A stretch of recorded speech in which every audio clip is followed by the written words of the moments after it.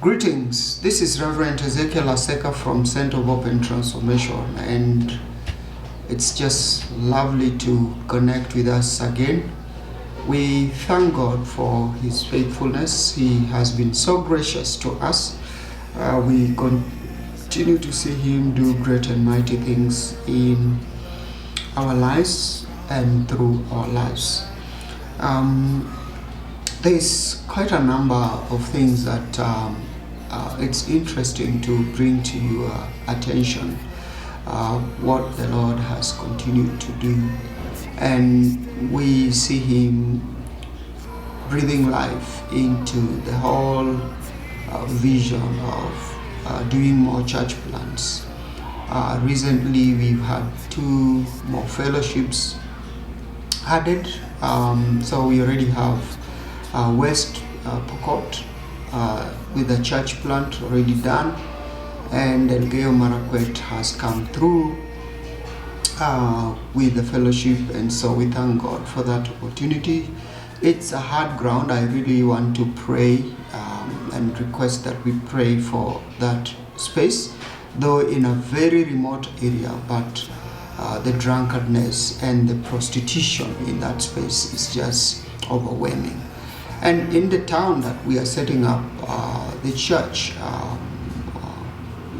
we did a survey and realized that there are only 4 churches that have been there for years. And so that shows how desperate the situation is as far as spiritual growth and nourishment is concerned. But we are thanking God for the fellowship that was started in Bungoma. By the end of August, we will be doing our church plant vision over there. Pastor Felix is doing an amazing job, and I've been there, I've visited them, I've visited the family. It's just amazing to see what God is up to in that location. And we thank God that He continues to do these things, but pray that we will follow His leading as we pursue His agenda. Pray for the needs that come with all these opportunities that God is opening up, that the Lord will supply His vision, His provision. And we trust in God for resources that will help us to champion and implement the vision.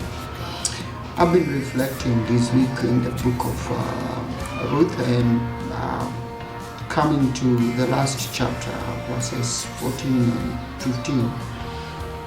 It reads, Then the women said to Naomi, Blessed be the Lord, who has not left you this day without a redeemer, and may His name be renowned in Israel. He shall be to you a restorer of life and nourisher of your old age. For your daughter-in-law who loves you, who is more to you than 7 sons, has given birth to him. This is amazing when we look at the frustration that Naomi goes through in chapter 1. Who would have known that out of that desperate situation, you've lost the husband, you've lost your 2 sons, and you remain with your wives, and you have to send them away because out of that land now you have to leave and go back to your land. Probably the situation was so desperate for Naomi that she thought, I can only get help in my own country. And we see her give up.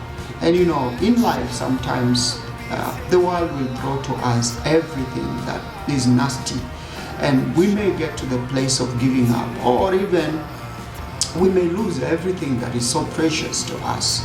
Life is just life, but we have hope in God, and God has a good plan.